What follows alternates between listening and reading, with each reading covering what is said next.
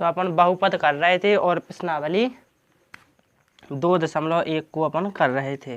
तो प्रश्न बहुपद चैप्टर स्टार्ट अपन ने कर दिया था पिछले पार्ट में, और प्रश्नावली 2.1 को अपन कर रहे थे, और इसका जो पहला और दूसरा क्वेश्चन है अपन उसको भी कर चुके थे। तो अपन को तीसरा क्वेश्चन को करना है। तो तीसरा क्वेश्चन क्या है? तीसरा क्वेश्चन है 35 घात के लिए द्विपद और 100 घात के लिए एक पदी का एक उदाहरण दीजिए। माने ऐसे व्यंजक, माने ऐसे बहुपद का उदाहरण देना है जो 2 पद में हो और इसकी घात कितनी हो, 35 हो। और दूसरा कह रहा है कि एक पद का भी उदाहरण देना है और जिसकी घात कितनी हो वह 100 हो गए। तो अपन लिखेंगे हल इस प्रकार से, और फिर अपन लिखेंगे क्या, 35 घात वाला द्विपद बहुपद का उदाहरण, और वो अपन लिख देंगे क्या, 2x पे घात 35 + 5। ठीक है जी। इसमें क्या पद है, एक तो ए पद है 2x पे घात 35 और दूसरा क्या है 5। तो 35 घात वाला द्विपद बहुपद का उदाहरण क्या हो जाएगा, 2x पे घात 35 + 5। अब वो दूसरा कह रहा है कि 100 घात वाला एक पद बहुपद का उदाहरण। अब अपन से 2 पद को पूछो तो अब एक ही पद का पूछो तो अपन लिखना है 6x पे घात 100 बस। तो एक तीसरा क्वेश्चन भी हो गया। पहले 2 पद का पूछा था तो अपन ने 2 पद का लिख दिया, 2x पे घात 35 + 5, या अपन ऐसा भी लिख सकते x पे घात 35 + 6, कुछ भी लिख सकते हैं। माने 2 पद बस आओ चाहिए, समझे बात को। ठीक इसी प्रकार से यहाँ 6x पे घात 100 लिख दिया, आप x पे घात 100 भी लिख सकते हैं, x पे घात 100 बस। तो एक पद है और घात कितनी है, 100 है। तो तीसरा क्वेश्चन अपना इसी के साथ कंप्लीट हुआ। अब इतना नोट करो, उसके बाद पढ़ते हैं आगे।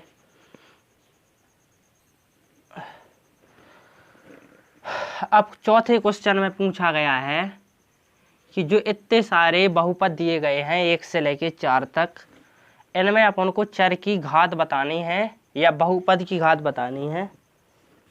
क्या है, क्या पूछा है, तो बहुपद की घात अपन को बतानी है इस प्रकार के क्वेश्चन में कि बहुपद की घात कितनी है। तो मैंने आपको पहले भी बताया था कि किसी भी बहुपद में जितनी अधिकतम घात होती है चर की, वही उस बहुपद की घात होती है। तो यहाँ चर की अधिकतम घात कितनी है, 3 है। तो अपन लिखेंगे चूंकि यहाँ चर की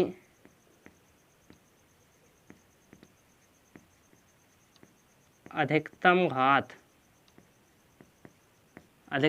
कितनी, 3 है, अतः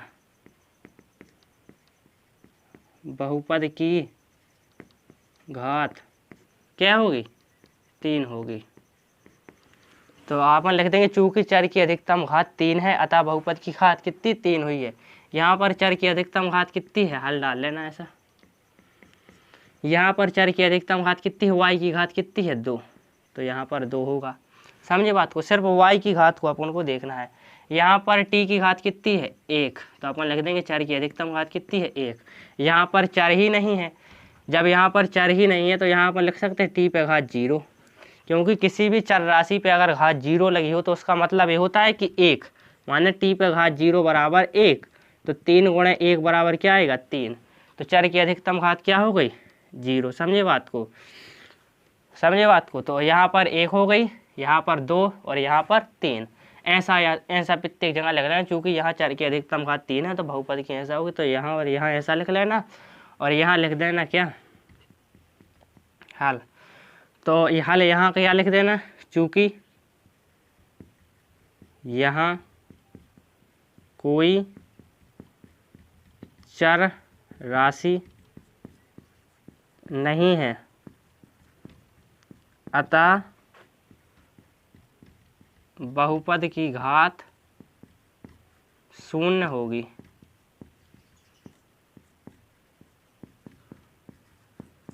यहाँ पर कोई चार नहीं है तो अतः बहुपद की घात क्या होगी, शून्य होगी।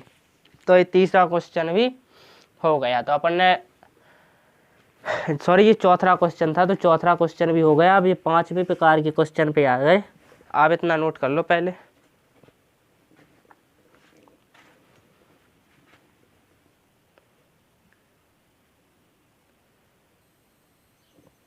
तो अब अपन पांचवें क्वेश्चन पर आ गए। तो पांचवें क्वेश्चन में पूछा है कि बताइए कौन कौन से बहुपद रैखिक हैं, कौन कौन से द्विघात हैं, कौन कौन से त्रिघात हैं। तो एकदम इजी क्वेश्चन है। पहला क्वेश्चन है x square plus x square plus x. इसको अपन को बताना है क्या, ऑप्शन क्या क्या है अपने पास, रैखिक, द्विघात और त्रिघात। रैखिक माने घात पावर कितनी, 1, द्विघात माने पावर कितनी, 2, और त्रिघात माने पावर कितनी, 3। तो यहाँ पर कितनी पावर है अधिकतम चर की, तो चर की अधिकतम पावर 2 है। तो एक कैसा होगा, द्विघात बहुपद। द्विघात माने 2 घात। अपन लिखेंगे चूंकि यहाँ चर की अधिकतम घात 2 है, अतः यह द्विघात बहुपद है।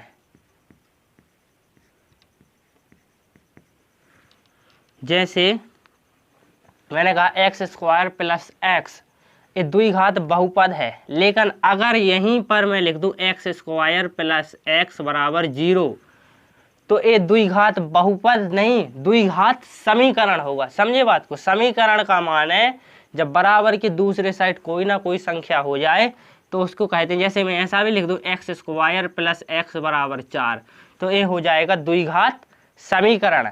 लेकिन एक्स स्क्वायर प्लस एक्स बराबर कुछ भी ना लिखूं तो कहलाएगा द्विघात बहुपद। तो अब बहुपद और समीकरण को समझ चुके होंगे, ऐसी हम आशा करते हैं।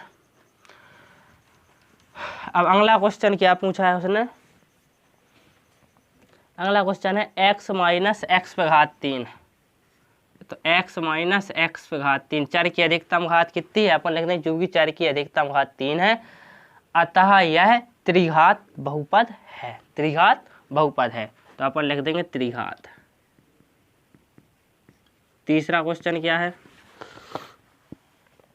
तीसरा क्वेश्चन है y plus y square plus 4। तो y plus y square plus 4, तो यहाँ पर भी चर की अधिकतम घात कितनी है, 2 है। तो क्या है, द्विघात, द्विघात बहुपद है। समझे बात को। चौथा क्वेश्चन क्या है, चौथा क्वेश्चन क्या है 1 प्लस एक्स। तो यहाँ पर चर की अधिकतम घात 1 है। समझे बात को। तो क्या होगा, रैखिक बहुपद, रैखिक। पांचवें क्वेश्चन पे आ जाओ और ऐसा लिख लेना चूंकि चर की अधिकतम घात 2 है अतः यह द्विघात बहुपद है। यहाँ भी, यहाँ भी, यहाँ भी सिर्फ ये लिख दे जाना चर की अधिकतम घात 2 है, 3 है, 1 है, और बस यहाँ बहुपद लिखते जाना जौन सा है। आगे का क्वेश्चन क्या है, 3t। 3t, ये तो अपन को आचार्य पद क्या है, टी की पावर कितनी है, 1। तो अपन को लिख देना रैखिक बहुपद है। समझे बात को। छठवां क्वेश्चन पे आ जाओ। छठवां क्वेश्चन क्या है, आर स्क्वायर है। तो इसको तो पता ही चल रहा है कैसा बहुपद है, ये द्विघात बहुपद, द्विघात बहुपद। और एक पदी है, 2 पदी है, 3 पदी है, कैसा है, तो एक पदी द्विघात बहुपद है। समझे बात को। एक पदी द्विघात बहुपद, एक पदी रैखिक बहुपद, द्विपदी रैखिक बहुपद, 3 पदी द्विघात बहुपद, 2 पदी त्रिघात बहुपद, और एक ऐसा है 2 पदी द्विघात बहुपद। समझे बात को। तो पद देख लेना है और पद का अपन को पता चलेगा प्लस माइनस के चिन्ह से। समझे बात को, क्या पदी है। जितने प्लस माइनस के चिन्ह उतने पद। यहाँ पर कोई चिन्ह नहीं है तो एक प्लस का चिन्ह माना जाएगा, तो +1 और +1 माने 2 प्लस के चिन्ह है, तो माने 2 पद है इसमें, समझे बात को। और घात से अपन को चलेगा कि एक रैखिक है, रैखिक है, द्विघात है कि त्रिघात है, समझे बात को। 7वां क्वेश्चन क्या है, 7x पे घात 3, जो 7वां क्वेश्चन है। तो इसको तो अपन को पता ही चल रहा, चर की अधिकतम घात कितनी है, 3 है, समझे बात को। तो ये कैसा है, त्रिघात बहुपद है। त्रिघात बहुपद के साथ साथ एक पद भी है, तो एक पद ही त्रिघात बहुपद है। तो प्रश्नावली 2.1 कंप्लीट हो गई। आप इतना नोट करो पहले।